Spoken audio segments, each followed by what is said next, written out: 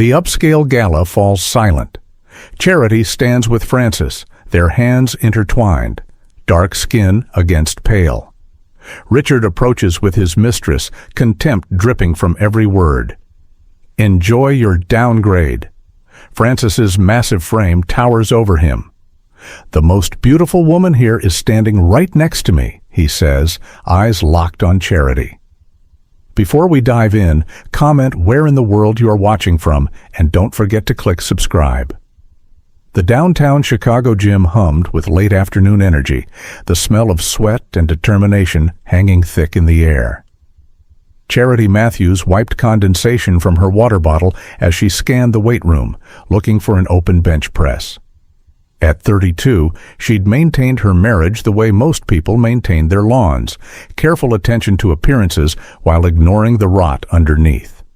Her platinum blonde hair was pulled into a severe ponytail, and her designer activewear screamed money in a way that made other gym-goers unconsciously give her space. She spotted an empty bench near the back corner and headed toward it, heels of her training shoes clicking against the rubber floor. That's when she noticed him. Francis Okafor stood beside the squat rack, his rich dark skin glistening with exertion as he guided a young girl through proper form. His daughter, Charity realized, watching the careful way his large hand steadied the girl's shoulders, the patience in his deep voice as he corrected her stance.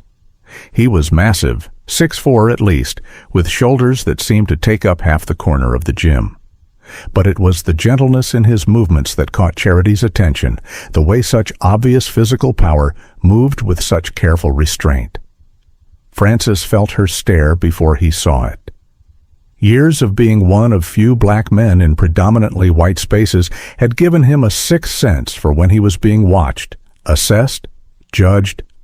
He glanced up, meeting her eyes for just a moment before she looked away, a flush creeping up her pale neck. He'd seen that look before, though he couldn't always decode what it meant. Curiosity? Judgment? Something else entirely? "Dad, you're not paying attention," his daughter Amara said, her voice carrying the particular exasperation that 9-year-olds reserved for parents who embarrassed them in public. "You're right, baby girl. I'm sorry." Francis returned his full focus to his daughter, adjusting her grip on the bar. "Remember, it's not about how much weight you lift. It's about control, about knowing your own strength." Amara nodded seriously, her dark braids swaying with the movement. She had her mother's eyes, Francis thought, and immediately pushed the thought away. Maya had been gone for 3 years now, taken by a drunk driver on her way home from a late shift at the hospital. Some wounds never truly healed. They just became part of the landscape of your life, permanent features you learn to navigate around. Charity found herself watching them between sets, telling herself it was just idle curiosity, that she wasn't staring at the way Francis's muscles moved under his tank top, the casual strength with which he lifted weights that would have crushed her. Definitely not noticing the deep timbre of his voice or the warmth in his smile when he praised his daughter. Her phone buzzed with a text from her husband Richard. "Working late again. Don't wait up." The same message he'd sent 3 nights this week. The same lie she'd stopped questioning months ago. The marriage had been dead for years. She knew that now. But divorce meant losing the house in Lincoln Park, the membership to the country club, the social standing she'd worked so hard to achieve. Richard came from old money, the kind of Chicago family that appeared in society, pages and philanthropic galas. When they'd married 7 years ago, Charity had thought she'd finally arrived, finally escaped the trailer park childhood she'd spent her whole life running from. Now she understood that she'd simply traded one prison for another, this one with better furniture and a more respectable address. "Excuse me," a voice said, and Charity jumped, realizing she'd been staring again. Francis stood a few feet away, Amara beside him, both of them looking at her with polite confusion. "We're about done with this area, if you were waiting to use it." "Oh no, I wasn't," Charity stammered, feeling heat flood her face. "I was just, admiring your daughter's form. Most kids her age don't take training seriously." Amara beamed at the compliment. "Dad's been teaching me since I was 7. He says strong bodies come from strong minds, and strong minds come from discipline and respect." "Your dad sounds very wise," Charity said, her eyes flicking up to meet Frances's. Up close, he was even more imposing, but his eyes were kind, crinkled at the corners in a way that suggested he smiled often. There was a gravity to him, a sense of complete presence that she'd forgotten could exist in a man. Richard was always halfway somewhere else, his attention scattered across his phone, his business deals, his endless networking. Frances looked at her like she was the only person in the room. "I try," Frances said with a modest smile. "Though Amara would probably tell you I fail more often than I succeed." "Only sometimes," Amara said loyally, "like when you make me eat broccoli with dinner." "Broccoli is important for strong bones," Frances countered, the exchange clearly well-worn, comfortable. Charity felt something twist in her chest, a longing she hadn't acknowledged in years. This was what a real parent-child relationship looked like, built on mutual respect and genuine affection, not the transactional coldness of her own upbringing. "I'm Charity," she heard herself say, extending a hand. "Charity Matthews." Frances's hand engulfed hers, warm and calloused and gentle, despite his obvious strength. "Frances Okafor, this is my daughter Amara." "Nice to meet you, Mrs. Matthews," Amara said politely, and Charity noticed the wedding ring on her own hand, as if seeing it for the first time. A 2-carat diamond in platinum, purchased by Richard's father as an engagement gift, selected without any input from her. It felt heavy suddenly, like a shackle she'd willingly locked around her own finger. "Just Charity is fine," she said softly. Over the following weeks, Charity found herself adjusting her gym schedule, arriving at 4:30 when she knew Frances and Amara would be there. She told herself it was just about making friends, about having someone to chat with between sets. But she knew she was lying to herself when her heart rate spiked every time she saw him walk through the door, when she spent extra time on her appearance before heading to the gym, when she caught herself laughing at his jokes in a way that felt too genuine, too unguarded. Frances noticed the shift in their interactions, but didn't comment on it. Charity was clearly married, clearly from a different world than his own. He'd learned long ago that the barriers between those worlds were rarely bridged, and when they were, it usually ended poorly for the black man who dared to reach across them.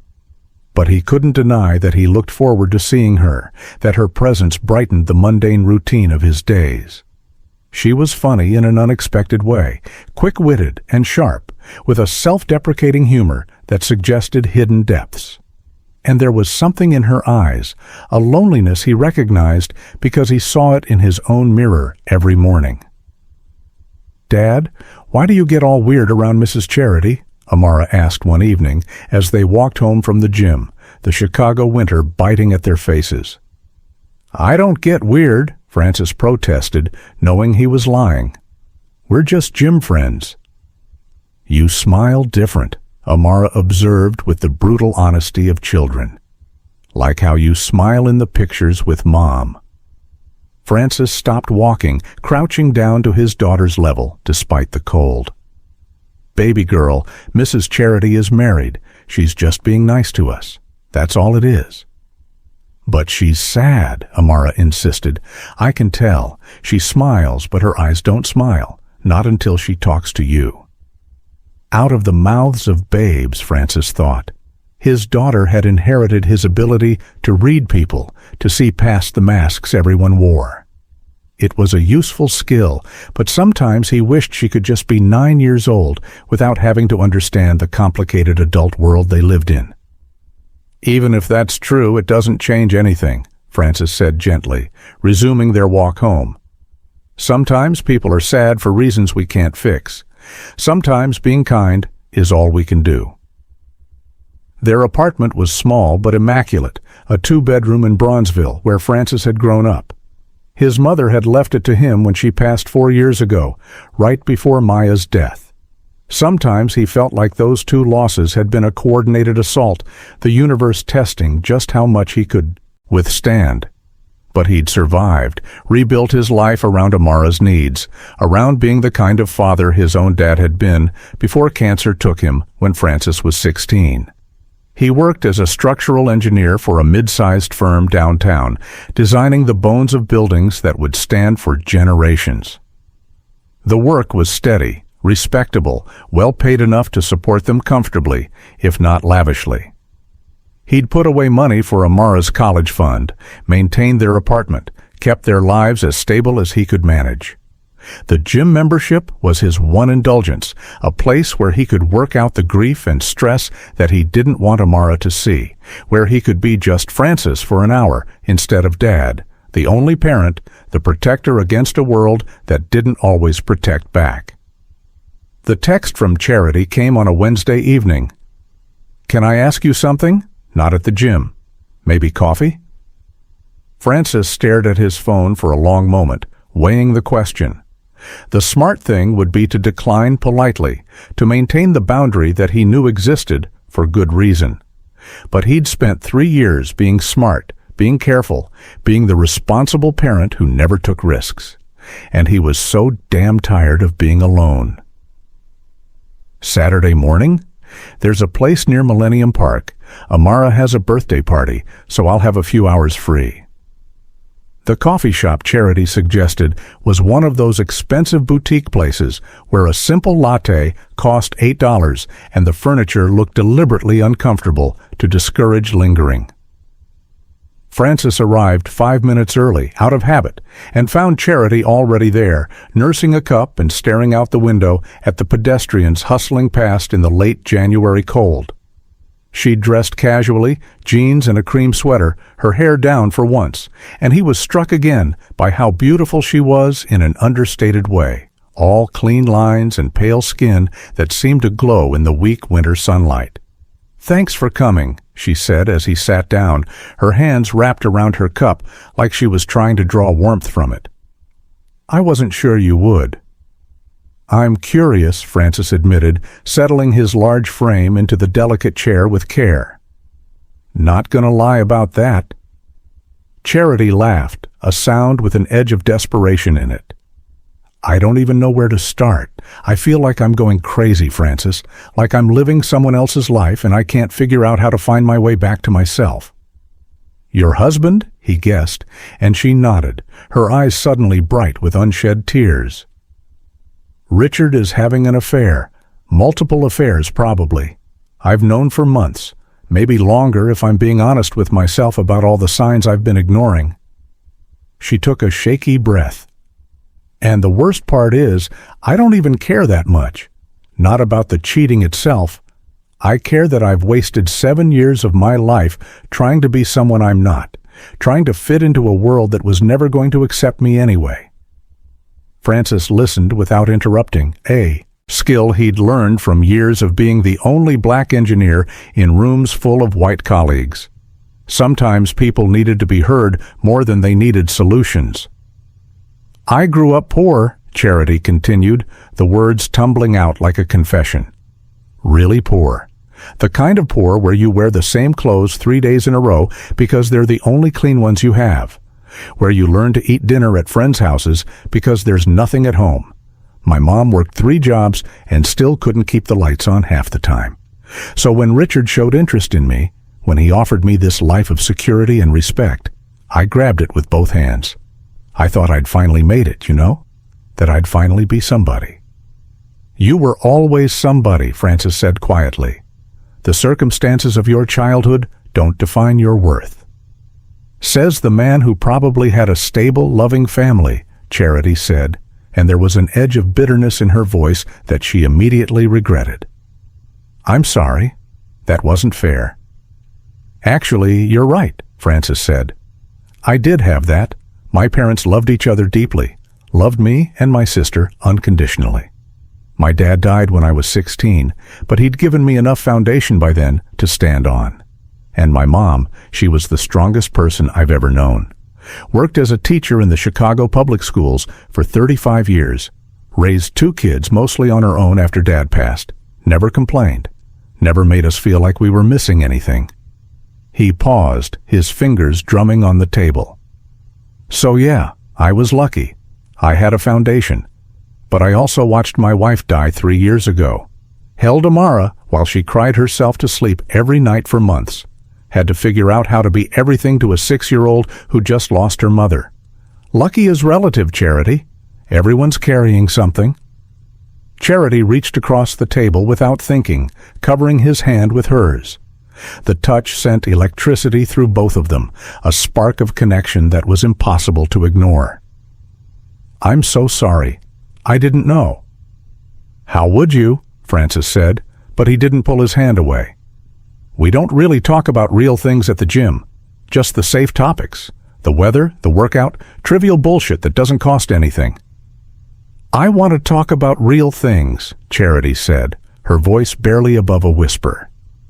I want to remember what it feels like to be honest with someone, to not have to perform every single second of every single day.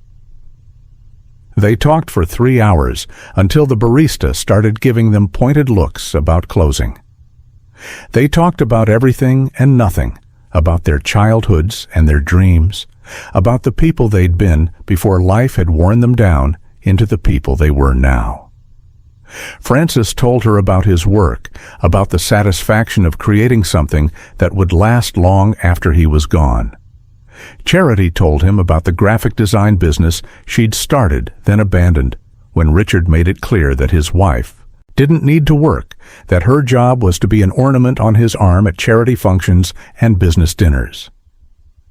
I miss creating things, she admitted as they finally stood to leave. I miss feeling like I had something to contribute beyond just looking good in a dress. So start again, Francis said simply. You're not dead, Charity. Your life isn't over just because your marriage is failing. You make it sound so easy. It's not easy. Nothing worthwhile ever is. But the alternative is spending the next 50 years pretending to be someone you're not. That's not life. That's just a slow death. They stood on the sidewalk outside the coffee shop, the winter wind whipping around them, neither wanting to be the first to leave. Finally, Charity pulled out her phone. Can I have your number, just to talk sometimes? I know that's probably inappropriate, but Yes, Francis said, and the relief on her face was unmistakable. They exchanged numbers, their fingers brushing as he typed his information into her phone. The touch lingered longer than necessary, both of them aware of the line they were approaching, the boundary they hadn't quite crossed but could see clearly ahead. Thank you, Charity said softly, for listening, for not judging. Thank you for trusting me, Francis replied. That's not a small thing. The texts started that night. Small things at first, messages about their days, questions about workout routines and meal prep. But gradually they deepened, became more personal, more raw. Charity would text him at midnight when she couldn't sleep, when Richard was passed out drunk on the couch again, when the weight of her fake life became too much to bear alone. Francis would text her during his lunch breaks, sharing stories about Amara, about the funny things she said, the ways she reminded him of Maya. They were building something, both of them knew it, but neither wanted to name it, to give it shape and power by speaking it aloud. 6 weeks after their coffee date, Charity showed up at the gym on a Friday evening, her usual time, but everything about her was different. Her eyes were red, her face blotchy, and she'd clearly been crying. Francis saw her immediately, felt his protective instincts surge, despite knowing he had no right to them. He said something to Amara about practicing her form, then crossed the gym to where Charity had collapsed onto a bench, her head in her hands. What happened? He asked quietly, sitting beside her, close enough that their thighs touched through their workout clothes. I confronted him, she said, her voice hollow, about the affairs, about everything. And do you know what he said? He said I should be grateful, that women like me don't get opportunities like him. that I should shut up and enjoy the life he's given me. Francis felt rage bloom hot in his chest, had to physically restrain himself from seeking out this Richard and teaching him what happened to men who talk to women that way. "What are you going to do?" "I don't know," Charity whispered. "I don't have anywhere to go, no money of my own, no family to fall back on. He's made sure I'm completely dependent on him." "That's not true," Francis said firmly. "You have skills, you have intelligence, you have strength you haven't even begun to tap into. And you have friends, Charity. You're not alone in this." She looked up at him then, her blue eyes meeting his dark ones, and something shifted between them. The careful distance they'd maintained, the polite fiction that they were just friends, just gym acquaintances, just two people who happened to enjoy each other's company. It all fell away in that moment, leaving them exposed and raw and terrifyingly honest. "I think about you constantly," she said, the words tumbling out before she could stop them. "Every single day. I think about what it would be like to be with someone who actually sees me, who listens when I talk, who makes me feel like I matter." "Charity," Francis said, his voice strained. "You're married. And even if you weren't, there are 1,000 reasons why this couldn't work. The world doesn't look kindly on relationships like ours," she finished. "A black man and a white woman?" "I know, Francis. I'm not naive about the reality we live in. But I'm also tired of living my life according to other people's rules, other people's expectations. For once, just once, I want to choose something for myself, even if it's messy, even if it's complicated." Amara chose that moment to appear, looking between them with knowing eyes that saw far too much. "Dad, are you okay? You look upset." Francis stood, putting distance between himself and Charity, trying to rebuild the boundaries they'd just obliterated. "I'm fine, baby girl. Mrs. Charity was just having a rough day." "You should come have dinner with us," Amara announced, with the confidence of someone who didn't understand why adults made things so complicated. "Dad makes the best jerk chicken. It'll make you feel better." Both adults opened their mouths to protest, to explain why that wasn't appropriate, why they needed to maintain distance. But then Charity's phone buzzed with a text from Richard. "Staying at the club tonight. See you tomorrow." Maybe. The casual cruelty of it, the absolute disregard for her feelings or needs, made something inside her snap. "I'd love to," she said, looking directly at Francis, challenging him to refuse. "If the invitation is really open." Francis looked at his daughter, at Charity, at the impossible situation they were creating. The smart thing would be to decline, to maintain the boundary, to protect himself and Amara from the inevitable complications. But he thought about what he'd told Charity weeks ago, about life being too short for slow death. And he made a choice. 7 o'clock, he said. "Our place. I'll text you the address." Amara beamed, clearly pleased with her matchmaking efforts. Charity felt something unfurl in her chest, something that felt dangerously like hope. And Francis walked back to the weight rack, wondering what exactly he'd just set in motion, knowing it would change everything, terrified and exhilarated in equal measure. The dinner invitation was the moment everything shifted, the moment they stopped pretending they were just friends, just people who saw each other at the gym. It was the moment they acknowledged that something was growing between them, something that couldn't be reduced to simple attraction or convenience. It was dangerous and complicated and potentially devastating for both of them. But as Francis began prepping ingredients for dinner, as Charity drove toward Bronzeville with her heart hammering in her chest, as Amara hummed happily while setting the table, none of them could deny that they were hurtling toward something inevitable, something that would force them all to choose between the safe, dead lives they'd been living and the uncertain, vital possibility of something real. Francis's apartment was nothing like the sterile showcase where Charity lived with Richard. This was a home, truly lived in, with Amara's art projects on the refrigerator and family photos covering every available surface. The furniture was modest but comfortable, clearly chosen for function rather than status. Books overflowed from shelves in every room, and through the windows you could see the lights of downtown Chicago glowing in the distance like promises of something better. "It's perfect," Charity said, and she meant it. This was what a home was supposed to feel like, warm and welcoming and full of life. Not like the museum she returned to every night, where she was afraid to sit on the furniture in case she disturbed the carefully curated aesthetic Richard's decorator had created. Amara gave her the grand tour, pointing out her favorite spots, the corner where they did homework together, the small balcony where Frances grew herbs for cooking. "Dad says growing things teaches patience," Amara explained seriously. "And that patience is the foundation of all good things." "Your dad is very wise," Charity said, watching Frances move around the kitchen with practiced efficiency. He'd changed into worn jeans and a t-shirt that stretched across his chest in a way that made her mouth go dry. She forced herself to look away, to focus on Amara's continued narration of their home. Dinner was extraordinary, the jerk chicken perfectly spiced, rice and peas cooked to ideal consistency, plantains caramelized just right.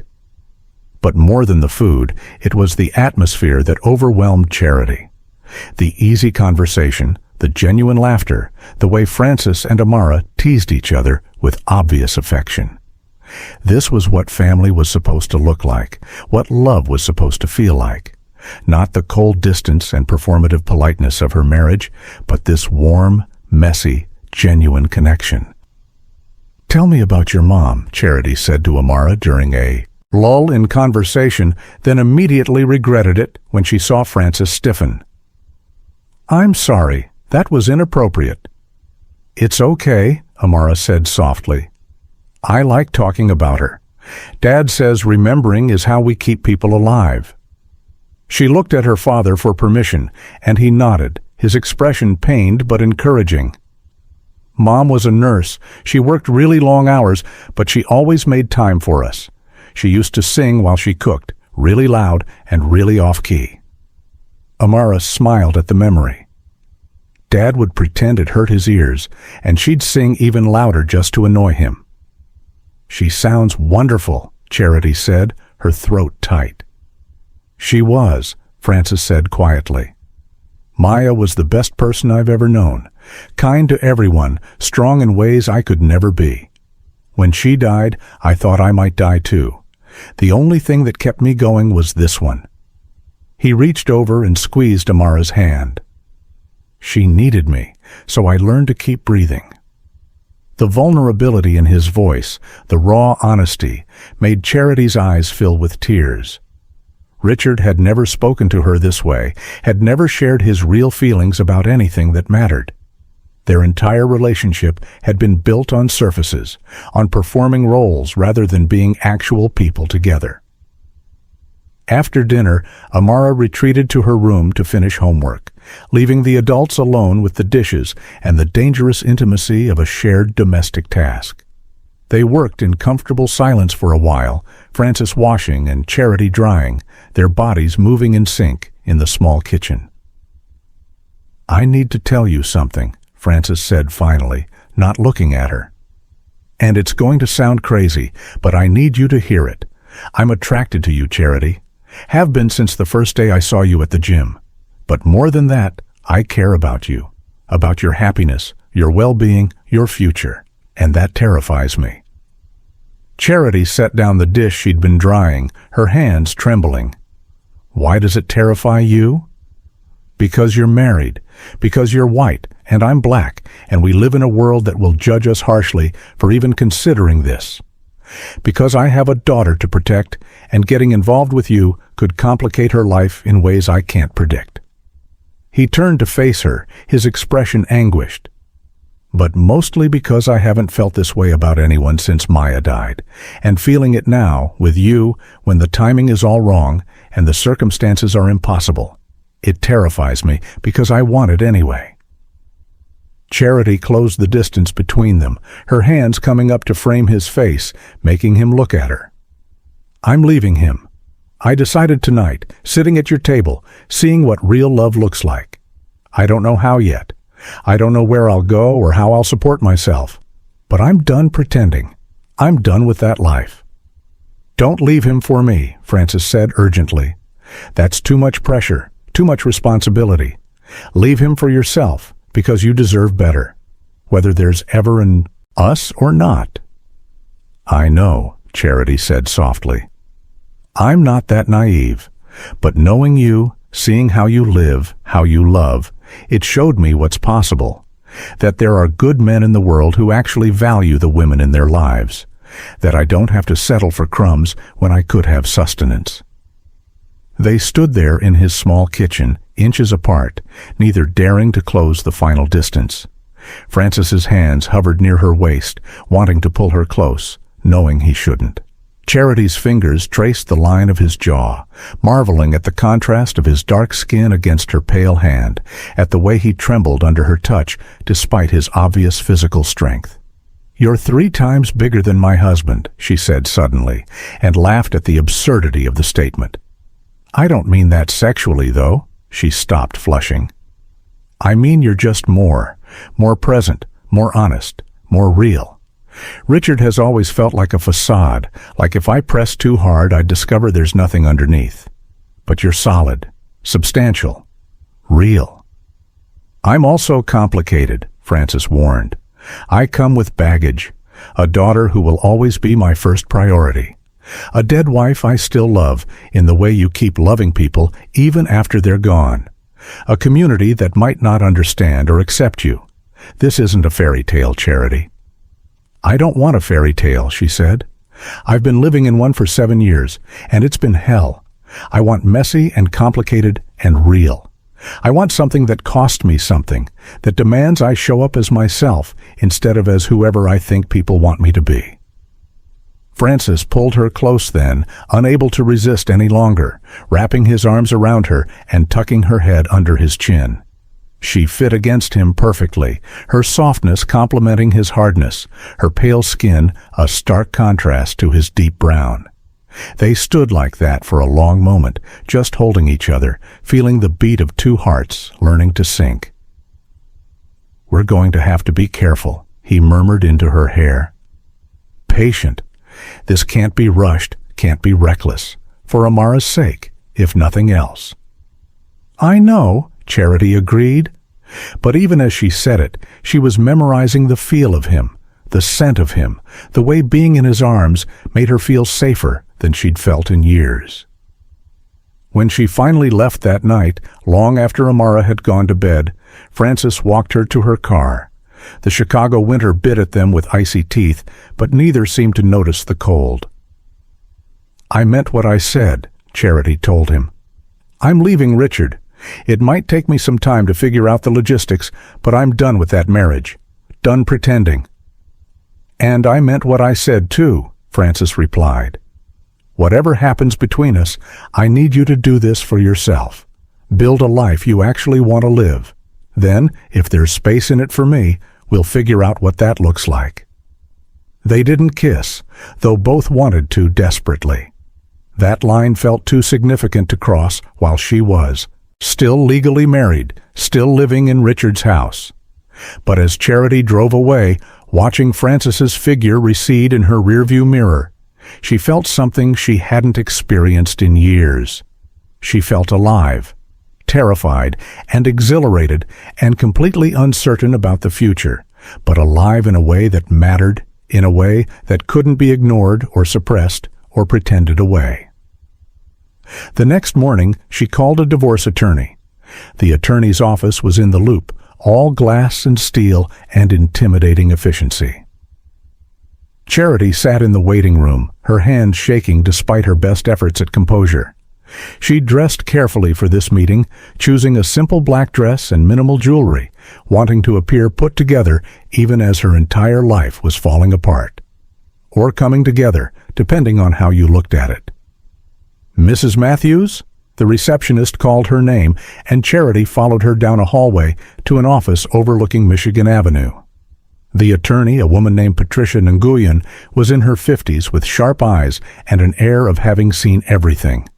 She gestured for Charity to sit, already pulling up files on her computer. "Tell me about your situation," Patricia said without preamble. Charity took a deep breath and began explaining. The affairs, the financial control, the emotional abuse disguised as concern.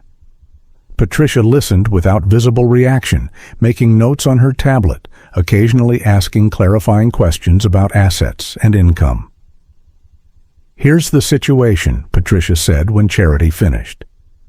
"Illinois is a no-fault divorce state, which means you don't need to prove the affairs to get divorced. However, proving them can help with the financial settlement, especially if you can demonstrate that he spent marital assets on these affairs.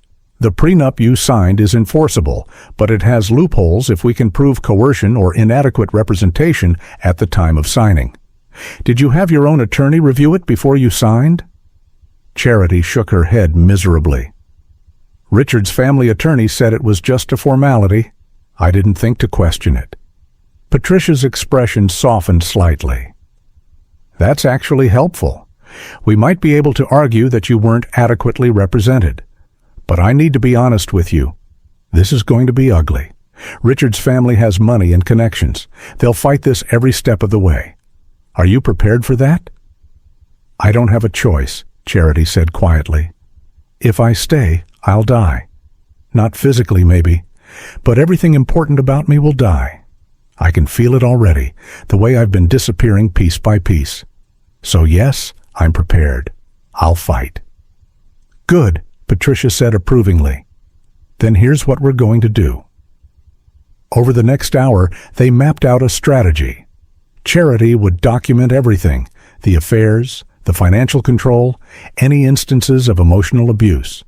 She would quietly photograph assets, gather financial documents, build a case. She would open her own bank account, start setting aside money where she could. And she would be patient, because rushing would only give Richard ammunition to paint her as unstable or irrational. Most importantly, Patricia emphasized, you need to be very careful about your own conduct. No affairs, no situations that could be construed as affairs. I know you mentioned being interested in someone, but anything that even looks like infidelity could destroy your case. Charity felt her heart sink. Francis. She'd have to keep her distance, at least until the divorce was final. The thought made her want to cry, but she nodded. "I understand." "I'm not saying you can't have friends," Patricia continued, "but be smart about it. No romantic situations, no compromising positions. Keep everything above board until the ink is dry on the divorce decree." Walking out of Patricia's office, Charity felt the weight of what lay ahead. Months, probably a year or more, of legal battles and strategic maneuvering. Of living in that house with Richard, pretending everything was normal while building her escape. Of keeping Francis at arm's length when all she wanted was to fall into his arms and let him make her feel safe. But she'd come this far. She couldn't turn back now. She texted Francis from her car. "Met with the attorney.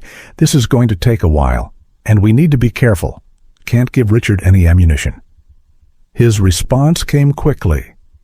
"I understand, but I'm here. However you need me to be here. We'll figure this out." 3 simple sentences that made her feel less alone than she had in years. She held on to them like a lifeline as she drove back to Lincoln Park, back to the prison disguised as a mansion, back to the role she'd have to keep playing for a while longer. But now she had a plan. Now she had hope. And somewhere in Bronzeville, she had a man who saw her, really saw her, and thought she was worth the wait. The waiting, however, proved harder than either of them anticipated. The next 6 months crawled by with agonizing slowness. Charity and Francis maintained a careful distance, their interactions limited to the gym and always with Amara present, always appropriate. But the tension between them grew with each passing week, a magnetic pull they both felt but couldn't acknowledge. Every accidental touch sent electricity through them. Every shared glance carried the weight of everything they weren't saying. Richard noticed nothing, or if he did, he didn't care. He'd moved his primary mistress into a condo downtown, making little effort to hide it anymore. His contempt for Charity had evolved from subtle dismissiveness to outright cruelty. "You're lucky I keep you around," he told her one evening, drunk and mean. "You think anyone else would want damaged goods from a trailer park?" She'd smiled tightly and excused herself to the guest room where she'd been sleeping for months. In the morning, she'd documented the interaction in her journal, adding it to the growing pile of evidence Patricia was assembling. Every insult, every affair, every instance of financial control. It was all being cataloged, organized, weaponized for the battle ahead. At the gym, Charity and Francis moved around each other like dancers performing a choreographed routine, close but never touching, aware of every breath, every movement. Amara watched them with knowing eyes, sometimes rolling her eyes at the adults' unnecessary caution, but mostly just happy that her dad smiled more these days, that he seemed lighter somehow. "When are you going to ask Miss Charity on a real date?" Amara asked one evening as they were leaving the gym. "It's complicated, baby girl," Francis said, the answer he always gave. "You're both making it complicated," Amara corrected with the brutal honesty of a 9-year-old. "You like each other. She's getting divorced. Sometimes grown-ups think too much." Francis laughed despite himself. "Maybe you're right, but sometimes thinking is important. We don't want to rush and mess things up." "If you wait too long, you'll mess things up anyway," Amara said wisely, skipping ahead of him toward their building. Francis watched her go, wondering when his daughter had become so perceptive, so certain about matters of the heart. The break in the slow torture of waiting came unexpectedly. Richard's law firm was throwing a charity gala, one of those elaborate affairs where Chicago's elite gathered to congratulate themselves on their generosity while drinking $1,000 wine. Charity was expected to attend, to play the role of the dutiful wife one more time. She'd planned to go alone, to endure the evening with gritted teeth, but then Richard surprised her. "Bring someone if you want," he said casually one morning over coffee, not looking up from his tablet. "I'll have Veronica there, so it's only fair you have a date too. Keep up appearances." Charity's hands tightened around her coffee mug. Veronica was the mistress, the one he'd installed downtown. The fact that he was planning to parade her in front of colleagues and clients spoke to how little he cared about maintaining even the facade of their marriage anymore. "Anyone I choose?" Charity asked carefully. "As long as they can wear a tux and not embarrass me, I don't care. Though try to aim for someone who understands what a dessert fork is, The casual cruelty in his voice made her want to throw her coffee in his face. Instead, she smiled sweetly. "I'll see what I can do." She texted Francis before she could overthink it. "I know this is crazy, but would you be my date to a gala next Saturday? It's black tie, and it's going to be awful. But Richard literally told me to bring someone, and I can't think of anyone else I'd want to spend an evening with. Feel free to say no. I know it's a lot to ask." Francis's response took 20 minutes, during which time Charity's anxiety spiraled into catastrophic territory. She was asking too much, putting him in an impossible position. What was she thinking? Then her phone buzzed. "Send me the details. I'll be there." The gala was held at the Chicago Cultural Center, a stunning Beaux Arts building with Tiffany glass domes and grand staircases. Charity stood at the entrance in a midnight blue gown that clung to her curves, her hair swept up to reveal her shoulders, her makeup flawless. She looked every inch the society wife, polished and perfect and completely empty inside. Until she saw Francis. He emerged from a car in a tuxedo that had clearly been tailored specifically for his frame, the black fabric stretching across his shoulders in a way that made every woman within 50 feet take notice. His bow tie was perfectly straight, his shoes gleaming, his presence commanding in a way that had nothing to do with his clothes and everything to do with the quiet confidence he carried like armor. "You look beautiful," he said as he approached, offering his arm with old-fashioned courtesy. "You look like you were born to wear that tux," Charity replied, her heart hammering in her chest. Up close, he smelled like sandalwood and something uniquely him, a scent that made her want to bury her face in his neck and forget about the evening ahead. "It's borrowed," Frances admitted with a slight smile. "My friend Marcus works in men's fashion. He was very excited to dress me up like a doll." They walked into the gala together, and Charity felt the room's attention shift toward them like a physical force. She was used to being looked at, judged, assessed. But this was different. This was disapproval mixed with curiosity, mixed with something uglier. She felt Francis tense beside her, felt the way his easy confidence shifted into something more alert, more defensive. "They're staring," he said quietly. "Let them," Charity replied, lifting her chin. "We're not doing anything wrong." Richard was holding court near the bar, Veronica draped over his arm like an expensive accessory. She was younger than Charity by at least a decade, with the kind of obvious beauty that came from strategic surgery and careful maintenance. Richard's eyes widened when he saw Francis, a flash of surprise followed by something calculating. "Well," Richard said, approaching them with Veronica in tow. "This is unexpected.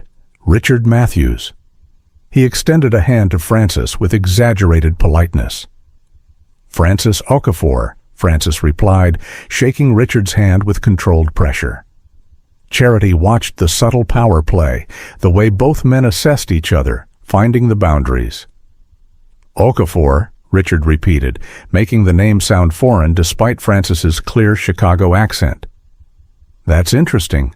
What do you do, Francis?" "Structural engineer," Francis replied evenly. "I design the skeletons of buildings, making sure they stand up to stress." "How fascinating," Richard said in a tone that suggested it was anything but. "And how did you and Charity meet?" "The gym," Charity interjected before Francis could answer. "We're friends. Francis was kind enough to accompany me this evening since you suggested I bring someone." "So I did," Richard agreed, his smile not reaching his eyes. "Well, enjoy the party. Open bar, though I suppose you're already familiar with that concept." The insult was clear, the implication that Francis was some kind of freeloader. Charity felt rage bloom hot in her chest, but Francis just smiled, seemingly unbothered. "Actually, I'm more of a single malt man," Francis said pleasantly. "Though I appreciate the diversity of options. Veronica, is it?" He turned to Richard's mistress with polite interest. "That's a beautiful dress? Armani?" Veronica preened. "You have a good eye." "My late wife loved fashion," Francis explained. "Taught me to appreciate quality when I see it. Though I have to say, the most beautiful woman in this room is standing right next to me." He looked at Charity as he said it, and the naked honesty in his eyes made her breath catch. Richard's face darkened, the easy superiority draining away as he recognized the genuine feeling in Francis's gaze. "Well," Richard said tightly, "enjoy your evening." As they walked away, Charity grabbed Francis's arm, pressing close. "That was amazing. Did you see his face?" "I meant it," Francis said quietly. "You are the most beautiful woman here. Not because of the dress or the makeup, but because you're real. Because when I look at you, I see someone who's fighting to become who she really is. That's beautiful, Charity. That's worth more than all the Armani dresses in the world." They danced later, after several glasses of champagne had loosened the room's inhibitions and blurred the sharp edges of judgment. Frances held her carefully, respectfully, but even that proper distance felt charged with possibility. Other couples gave them space, created a subtle bubble of isolation around them. Charity knew they were being talked about, knew that by Monday morning the entire social circuit would be buzzing with speculation. She couldn't bring herself to care. "Are you okay?" Frances asked as they swayed to something slow and jazzy. "I'm perfect," Charity said, and realized she meant it. For the first time in years, she felt like herself. Not Richard's wife, not the trailer park girl pretending to be society, not the sum of everyone else's expectations. Just Charity, dancing with a man who saw her clearly and chose her anyway. "People are staring," Frances noted again. "I know. Does it bother you?" "Not for me, for you. This will have consequences, Charity. Richard won't let this pass without retaliation." "Then let him try," Charity said fiercely. "I'm done being afraid of him. I'm done letting him control my life. Whatever happens next, it's worth it. This, you, worth it." Frances pulled her slightly closer, just an inch, but it felt like crossing a chasm. "We should be careful," he said, but his voice lacked conviction. "We've been careful for 6 months," Charity replied. "Maybe it's time to be brave instead." The retaliation came faster than either expected. By Monday morning, Richard had called an emergency meeting with Patricia, Charity's attorney. He was accelerating the divorce proceedings, filing for abandonment, and claiming that Charity had been having an affair throughout their marriage. His lawyers had documentation, fabricated but convincing, of hotel stays and suspicious transactions. They'd weaponized her friendship with Frances, twisting it into something sordid. "It's all lies," Charity told Patricia, her hands shaking as she reviewed the filing. "We've never even kissed. We've been so careful." "I believe you," Patricia said calmly. "But it doesn't matter what's true. It matters what we can prove. Richard is trying to paint you as an unfaithful wife to minimize his own infidelity and reduce your settlement. We need to be smart about this." "What do I do?" "First, you need to move out of that house. Today. Right now.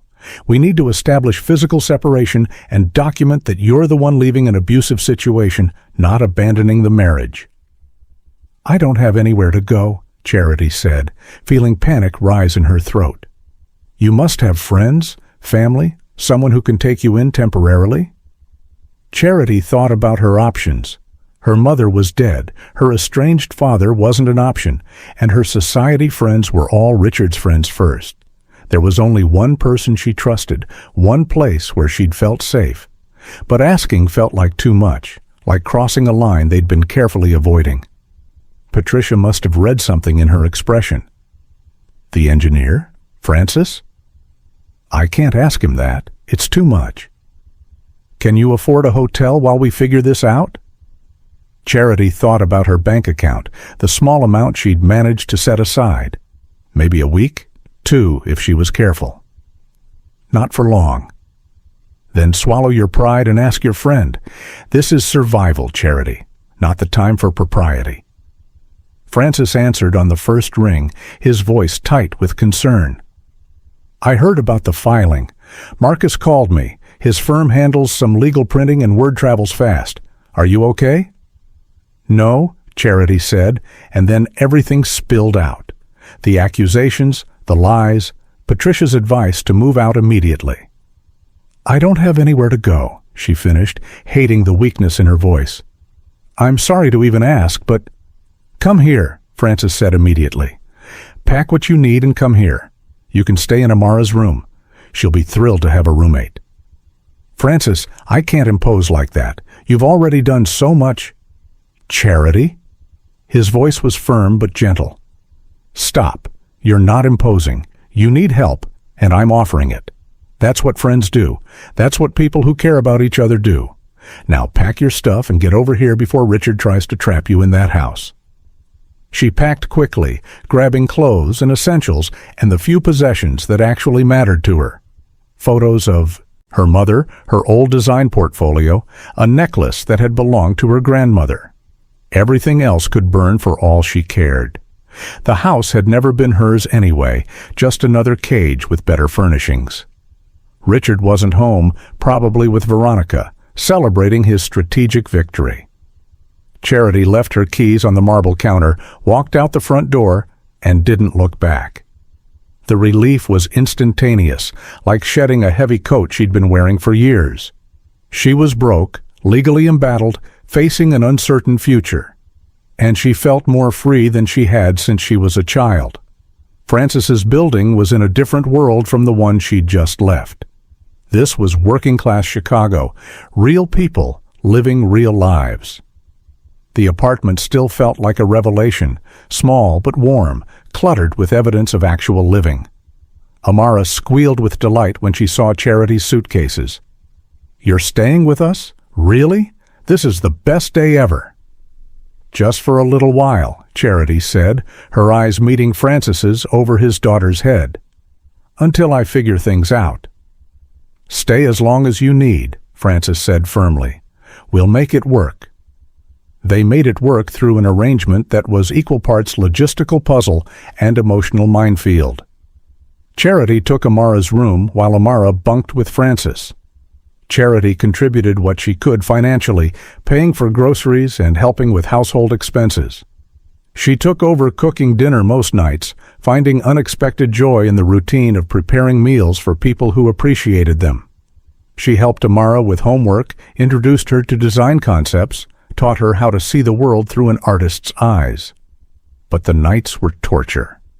Frances slept on the couch to give Amara his bed, and Charity would lie awake in the small room, knowing he was just 20 feet away, separated by walls and propriety, and the divorce proceedings that still had months to run. She could hear him sometimes, moving around in the dark, as restless as she was. The attraction between them had grown beyond simple wanting into something deeper, more necessary. But they held back, both understanding that rushing would ruin everything they were trying to build. "You know we're going to fall in love, right?" Charity said one night. They were sitting on the small balcony, Amara asleep, the city spread out below them in a carpet of lights. "I think I might already be there." Frances was quiet for a long moment. "I know, I am too. Have been for months, if I'm being honest. But I need you to be sure, Charity. Not sure about leaving Richard. I know you're sure about that. But sure about this, about us. Because once we cross that line, once we stop just imagining and start actually being together, everything changes. Amara gets more attached. The divorce gets more complicated. The world gets more interested in what we're doing and why." "I'm sure," Charity said softly. "I've never been more sure of anything." "Then we wait until the divorce is final, until you're legally free and can't be accused of anything that might hurt your case. We wait, and we do this right, for Amara's sake, if nothing else." It was the mature decision, the responsible choice. Charity hated it, even as she agreed with it. 3 more months, Patricia had said. 3 more months of paperwork and negotiations and strategic posturing. 3 more months of sleeping 20 feet from the man she loved, pretending they were just friends, just roommates, just 2 people sharing space out of convenience. The waiting would have been unbearable except for the small intimacies they allowed themselves. Morning coffee together before Amara woke up, sitting close enough that their shoulders touched. Cooking dinner side by side, their hands occasionally brushing, lingering.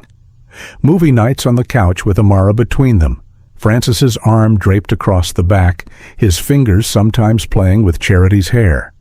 They were building something, piece by careful piece, a foundation that would support whatever came next. Amara watched them with knowing eyes. "You're being ridiculous," she told her father one morning. "Miss Charity makes you happy.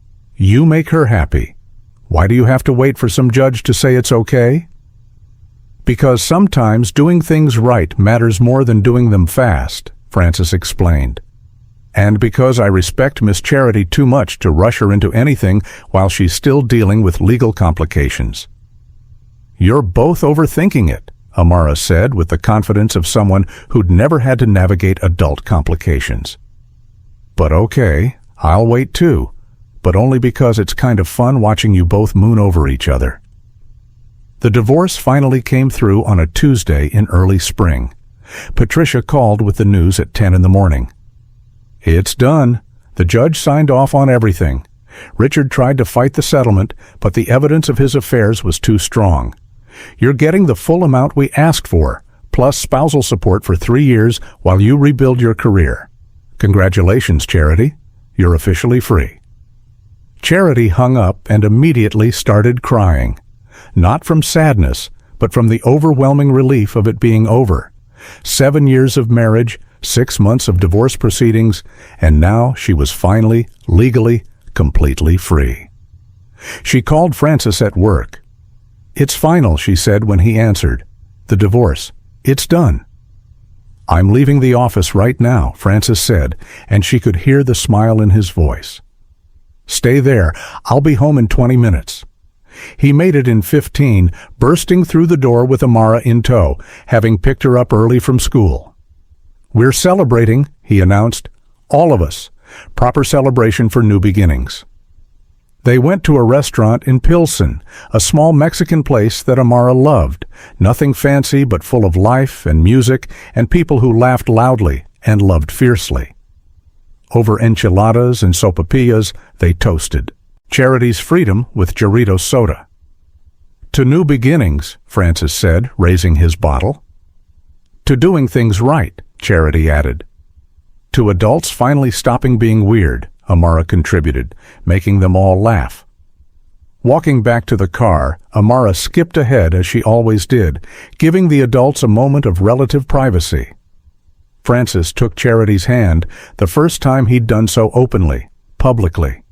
His fingers intertwined with hers, dark against pale, strong against delicate. "So," he said softly, "now what?" "Now we do this properly," Charity replied. "Date nights, getting to know each other outside of crisis mode, building something real and sustainable." "Sounds perfect," Francis agreed. "Though I should warn you, dating a single dad means the kid comes to about 70% of the time." "I'd be disappointed if she didn't," Charity said honestly.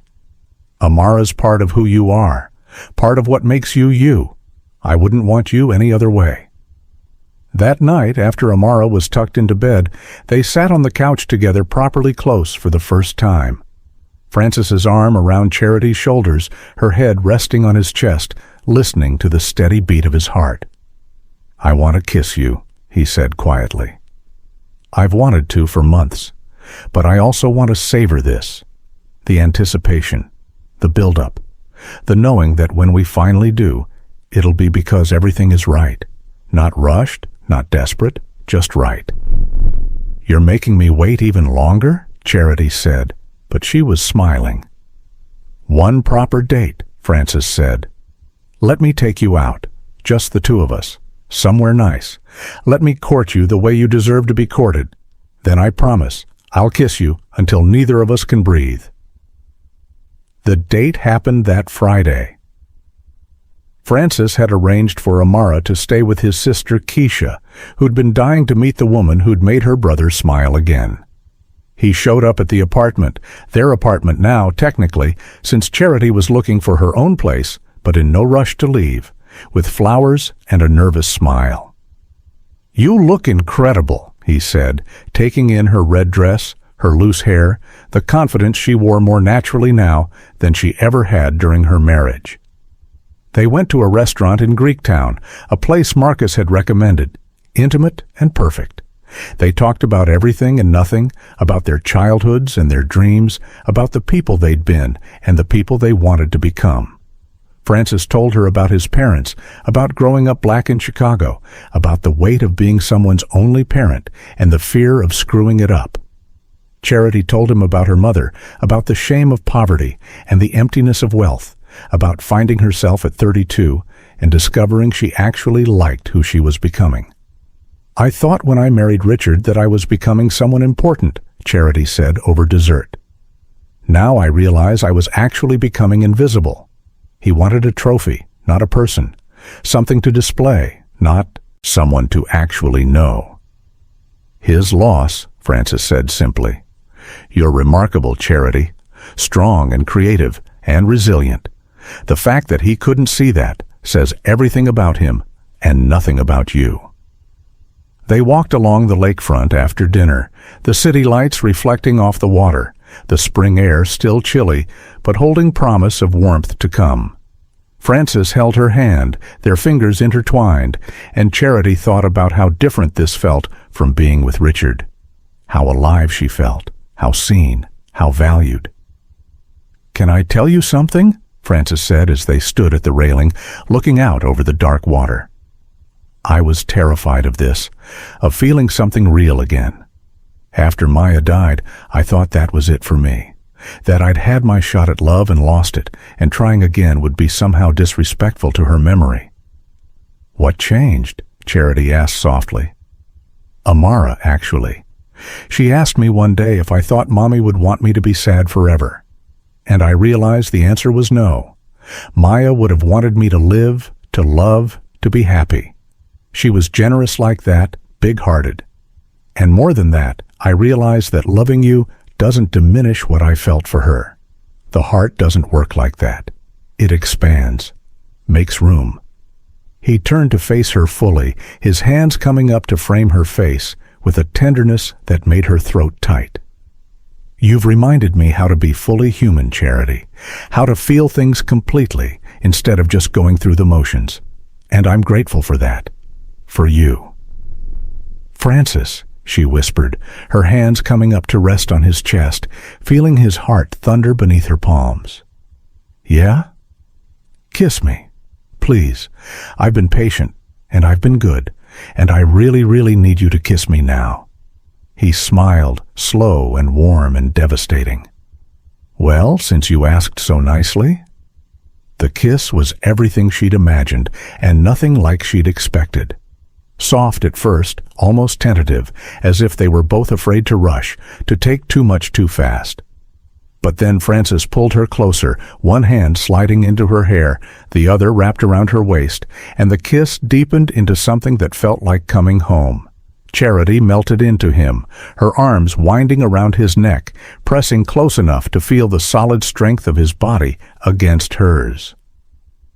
They were different in every physical way, his darkness against her light, his size against her delicacy, his strength against her softness. But somehow they fit perfectly. Two puzzle pieces that had been waiting to find each other. When they finally broke apart, both breathing hard, Frances rested his forehead against hers. "That was worth the wait." "That was worth everything," Charity corrected. "All of it. The failed marriage, the divorce, the waiting. All worth it to end up here. With you." They walked back to the car hand in hand, stopping every few blocks to kiss again, unable to keep their hands off each other now that they'd finally allowed themselves to touch. Back at the Page apartment, they sat on the couch and kissed until they were dizzy with it, exploring each other with the careful intensity of people who knew that rushing would ruin the magic they were creating. "I should probably take the bedroom tonight," Frances said eventually, his voice rough, "since Amara isn't here." "You probably should," Charity agreed, though neither of them moved. "But I don't want to," he admitted. "Then don't," Charity said simply. "Stay here. Hold me. We don't have to rush anything else. I just want to fall asleep in your arms." So they did. They shifted on the couch until they were lying together, Charity tucked against Frances's chest, his arms wrapped securely around her. They talked quietly about nothing important, about Amara's upcoming birthday, and Charity's plans to restart her design business, about the small, ordinary details of building a life together. Eventually, they fell asleep like that, tangled together on the couch, and Charity thought that this was what love was supposed to feel like. Safe and exciting at once, comfortable and thrilling, real. The next morning, Amara came home early with Keisha, who took one look at them still asleep on the couch and grinned. "Finally," she whispered to her niece, "I thought they were going to be ridiculous forever." "Grown-ups are weird," Amara agreed sagely. But she was smiling too, happy to see her father happy, happy to see the woman who'd become so important to both of them fitting so perfectly into their lives. 6 months later, Charity stood in the bedroom of her new apartment, a modest 2-bedroom in Bronzeville that she'd rented with money from the divorce settlement and her growing design business. She'd rebuilt her career slowly but steadily, taking on small clients at first, then larger projects as word spread about her talent. The apartment was filled with her personality now, art on the walls, plants on every surface, the kind of creative chaos that Richard had never allowed. But tonight, she wasn't sleeping here. She'd kept the apartment because maintaining some independence felt important, because rushing into living together completely felt like repeating old mistakes. But most nights, she ended up at Francis's place anyway, cooking dinner with him, helping Amara with homework, falling asleep in his arms. Tonight was special, though. Keisha was taking Amara for the entire weekend, a birthday present to Francis, who'd turned 36 last month. "Take your girlfriend away," Keisha had said. "Do something fun. Be adults for once." So they were going to a cabin in Wisconsin, just the two of them, for 2 whole days of uninterrupted time together. As Charity packed, her phone buzzed with a text from Francis. "Ready for this?" "More than ready," she replied. "Come get me?" 20 minutes later, he pulled up in his car. They drove north out of Chicago, watching the city give way to suburbs, then to farmland and forests. They talked easily, the conversation flowing, like it always did between them, about everything and nothing. Charity marveled at how natural this felt, how easy when her relationship with Richard had always been effortful, performative. The cabin was perfect, small and private, surrounded by pine trees, with a fireplace and a view of a frozen lake. They spent the afternoon hiking through snow-covered trails, throwing snowballs like children, laughing until their sides hurt. That evening, Francis cooked them dinner while Charity built a fire, and they ate in comfortable silence, just enjoying being together. Later, curled up on the couch in front of the fire, Francis pulled out a small box. "I wanted to give you something. Nothing formal, not yet, but something to mark what we have." Inside the box was a delicate necklace, a simple pendant of intertwined circles. "One for me, one for you, one for Amara," Francis explained. "All separate, but connected. That's what we are, Charity. 3 people choosing to build something together." Charity's eyes filled with tears as he fastened it around her neck. "It's perfect. You're perfect. All of this is perfect." "Not perfect," Francis corrected gently, "but real. And real is better." They made love for the first time that night, slow and careful and infinitely tender. Francis was conscious of his size, his strength, treating her like something precious, even as the passion between them built to something overwhelming. Charity felt herself come apart in his arms, felt him whisper her name like a prayer against her skin. Afterward, they lay tangled together, the firelight dancing across their skin, dark and light intertwined. "I love you," Francis said quietly. "I'm in love with you.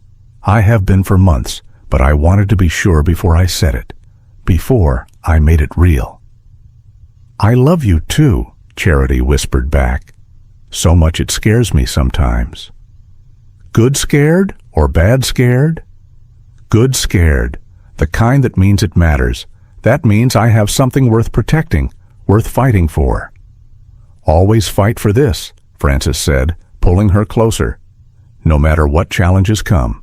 And they will come, Charity. The world isn't always kind to relationships like ours." "Then we'll face it together," Charity said with certainty. "You, me, and Amara. That's our family now. That's what matters. A year after that weekend, on a warm summer evening, Francis proposed in the same gym where they'd first met. He'd arranged with the owner to close early, and when Charity arrived for their usual workout, she found the space empty except for Francis and Amara, both dressed nicely, both grinning. "What's going on?" Charity asked, her heart starting to race. "Dad has a question," Amara announced, and I helped pick out the ring. Francis dropped to one knee, pulling out a simple but beautiful ring. "Charity Matthews, you walked into my life when I'd forgotten how to really live. You showed me that love doesn't run out, that the heart expands to make room for new joy while still honoring old love. You've become Amara's friend and confidant, someone she trusts and admires. And you've become my partner, my best friend, the person I want beside me for every adventure and every ordinary Tuesday. Will you marry me?" "Yes," Charity said, tears streaming down her face. "Yes, absolutely, yes." Amara squealed and threw herself at Charity, wrapping her arms around her future stepmother. "I knew you'd say yes. I told Dad you would, but he was nervous anyway."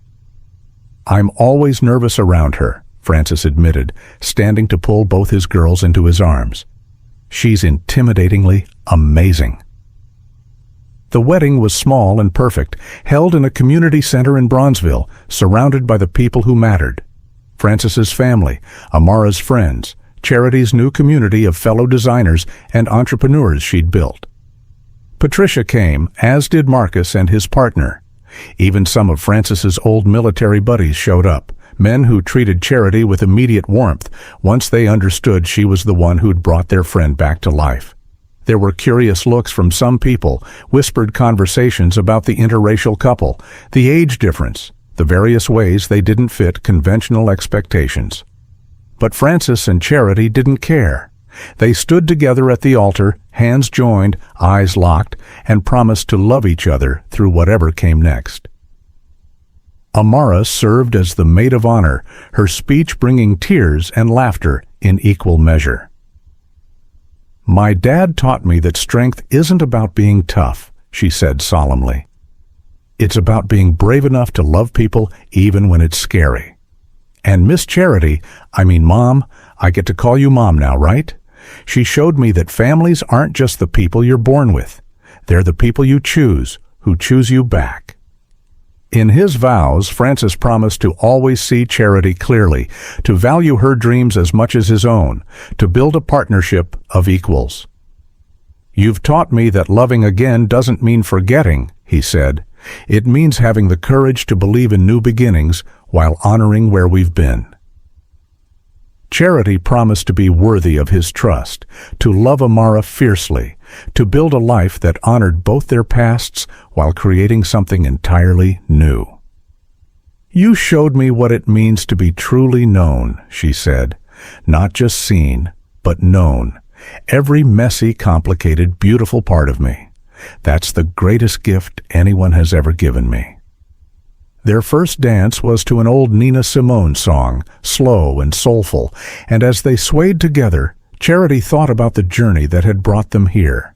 From that first moment in the gym when she'd noticed his gentleness, through the painful divorce and careful waiting, through the building of trust and the leap of faith. "No regrets?" Francis murmured against her hair.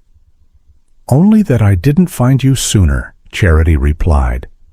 "But maybe we both needed to become who we are before we could be ready for this." "Probably true," Francis agreed. "Though I could have done without some of the painful parts of the journey." "The painful parts made us appreciate this more," Charity said. "Made us not take it for granted." 3 years later, Charity stood in the hospital, holding a newborn son against her chest. Francis sat beside her, Amara on his other side, all of them staring in wonder at the newest member of their family. They'd named him Marcus, after Francis's friend who'd supported them from the beginning, and he had his mother's pale skin and his father's dark eyes, a beautiful blend of both of them. "He's perfect," Amara said, gently touching her brother's tiny hand. "Can I hold him?" Francis carefully transferred the baby to his daughter's arms, supervising as she adjusted her grip. Charity watched them together, her heart so full it ached. This was her family, not the one she'd been born into, not the one she'd tried to buy with her first marriage, but the one she'd chosen and built through courage and patience and love. "You okay?" Francis asked, squeezing her hand. "I'm perfect," Charity said, meaning it completely. "We're all perfect." And they were. Not without challenges, not without hard days and difficult conversations and the ongoing work of building a life together. But perfect in the ways that mattered. Perfect in their imperfections, in their commitment to showing up for each other, in their choice to love fiercely and honestly, despite everything the world might throw at them.